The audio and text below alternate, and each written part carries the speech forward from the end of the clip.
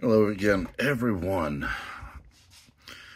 In a conversation I had with my parents the other day, my mother said something that jogged a memory. Think about the crash, 1929, stock market tanked virtually overnight. Who was it jumping out of windows on Wall Street? Who was it that, because their lives had been upended, they ended it all? Was it the rich or the poor? Now, granted, in 1929, there was a much sharper divide between the rich and the poor. There was a much smaller middle class. World War II created a much larger middle class. Soldiers came home. They had access to an education. They had access to money. They had earned a lot of money while fighting. And they came home and got good jobs because the jobs were there. They weren't there in 1929.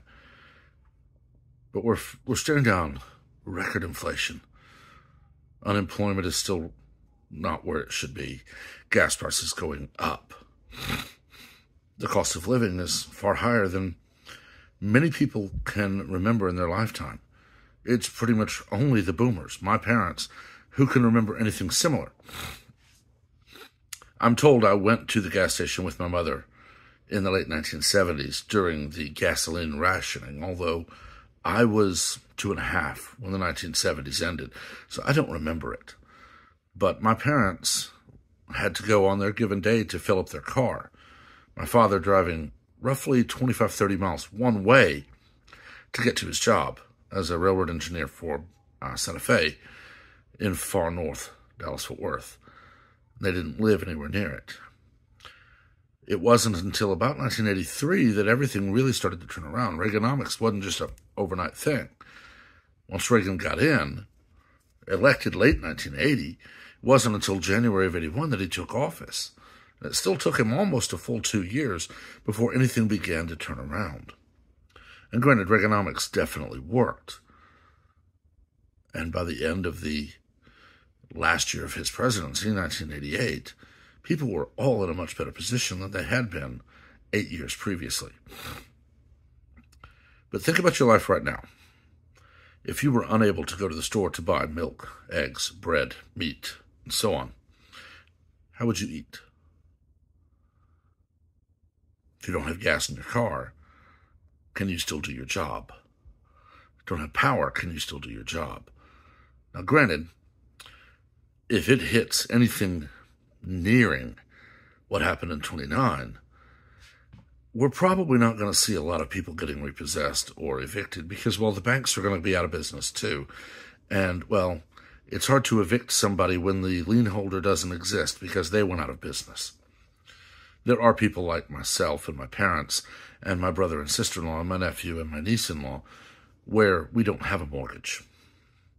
So we would be one of the last people kicked off land, because when the government finally has repossessed everything and evicted everybody, then they'll say, oh, now let's go for the people who can't pay their taxes. But could you find rabbits to trap? Could you rig up a trot line to fish? Do you know what plants are and are not edible? Do you know how to treat a broken bone? How to treat a snake bite if you can't get to the hospital in a matter of minutes? I'll give you a hint on the last one. You cut an X, with the center of that X being the fang mark. You cut one over each fang mark, then you start applying suction until the blood is running just red, and then you bandage. You're literally pulling the venom out of the veins using suction and spitting it out on the ground. Then you better have something, at least salt water, if not actual mouthwash or hydrogen peroxide, to gargle with, to make sure you didn't swallow any of that venom. But could you do all that? Now think about it this way. Could the Rob Reiners, the Robert Reichs, the Hillary Clintons, the Mike Pences, the Chuck Schumers, Ted Cruz, Greg Abbott, could they? I'd be willing to bet Lauren Boebert's going to be in a much better position than Nancy Pelosi, or many of them, Tulsi Gabbard as well. The reason being, we all know people who, as the saying goes, grew up with a silver spoon in their mouth. They didn't have nights where dinner was beans and cornbread because that's all we had, although I love beans and cornbread. They never had to really worry about it.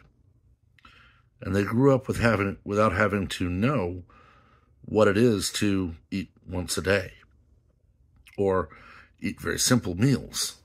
They grew up without having to learn things like that. And I'm not complaining one whit about my life. Wouldn't change a thing about it. Somebody shows up, says, I'm sending you back to your 5th birthday. You'll remember everything. You can change whatever you want. My life would be virtually unrecognizable by the time I get back to this point. I'd be a little healthier. I would definitely change some of my diet habits. Wouldn't have started smoking. But that's it. I would not make massive changes because then I wouldn't be the person I am. My parents, my brother, my sister, my nephew, all of them would not be the people they are. These are things you do need to start thinking about because the world is getting darker every day. I've made no effort to hide the fact that not only am I conservative, but I am a conservative Christian. And I believe we are nearing the end of days. There are so many things that are happening in the world that seem to be coming straight from the pages of Revelation. And we know that in those days it will be hard times like the world has never seen. And if you are not one of God's chosen, if you are not saved by grace, it's going to be even harder. And I wouldn't wish that on anybody.